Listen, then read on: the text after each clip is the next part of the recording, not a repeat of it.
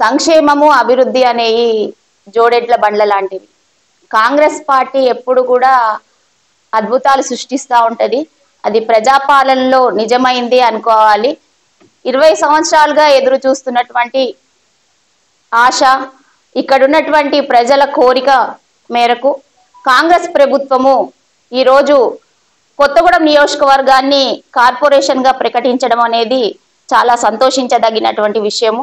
దీనికి సహకరించి తోడ్పాటు అందించినటువంటి రాష్ట్ర ముఖ్యమంత్రి రేవంత్ రెడ్డి గారికి, అలాగే డిప్యూటీ సీఎం బట్టి విక్రమార్క గారికి, రెవెన్యూ శాఖ మంత్రి పొంగులేటి సీనన్న గారికి, తుమ్మల నాగేశ్వరరావు గారికి, అలాగే కొత్తగూడెం శాసనసభ్యులు సాంబశివరావు గారికి, అందరికీ కూడా మనమందరం కూడా కృతజ్ఞత చెప్పాల్సినటువంటి తరుణం ఇది. చాలా సంతోషకరమైనటువంటి విషయము. అదే విధంగా ప్రజాపాలనలో ఏడాది పూర్తయింది. చాలా అభివృద్ధి కార్యక్రమాలు చేసిండ్రు. ఇంకా కొత్త ఏడాది కూడా చాలా అభివృద్ధి కార్యక్రమాలు చేస్తారు. హామీ ఇచ్చిన అభివృద్ధి కార్యక్రమాలతో పాటు హామీ ఇయ్యనటువంటి అభివృద్ధి కార్యక్రమాలు కూడా ప్రతి వర్గానికి అందుబాటులో ఉండి ప్రతి వర్గానికి సంక్షేమాన్ని అభివృద్ధిని ఇచ్చేటువంటి విధంగా కాంగ్రెస్ ప్రభుత్వము అభివృద్ధి కార్యక్రమాలు చేపడుతుంది.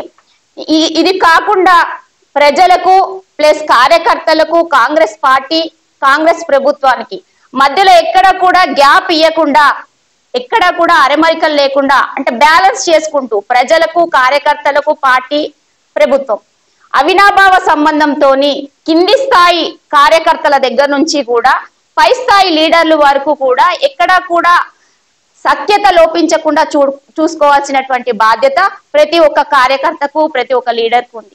దాంట్లో భాగంగానే కొత్తగూడెం నియోజకవర్గానికి ఉదాహరణగా చెప్తున్నాను. అసెంబ్లీ ఎన్నికలు, పార్లమెంటు, ఎమ్మెల్సీ కానివ్వండి, యూనియన్ ఎలక్షన్లో కానివ్వండి, కష్టపడినటువంటి కార్యకర్తలు ఎవరైతే ఉన్నారో వాళ్ళందరినీ కూడా గుర్తించి ప్రతి ఒక్కరికి కూడా చిన్న స్థాయి నుంచి వాళ్ళ అర్హతను గుర్తించి తప్పకుండా ఒక పదవిని ఇవ్వాలి అనేటువంటి కృతనిశ్చయంతో కాంగ్రెస్ ప్రభుత్వం ఉన్నది, కాంగ్రెస్ పార్టీ ఉంది.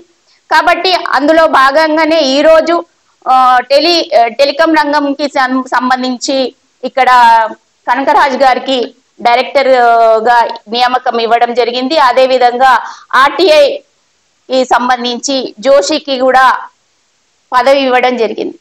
కాబట్టి ఎవరు కూడా కార్యకర్తలు అధైర్యపడొద్దు. తప్పకుండా వాళ్ళ అర్హతను బట్టి తప్పకుండా పదవులు ఇచ్చే కార్యక్రమం కూడా చేపట్టడం జరుగుతుంది.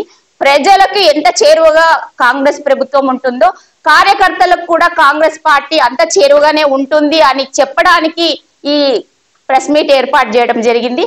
కాబట్టి మీరందరూ వచ్చినందుకు ధన్యవాదాలు తెలియజేస్తున్నాను. నమస్తే.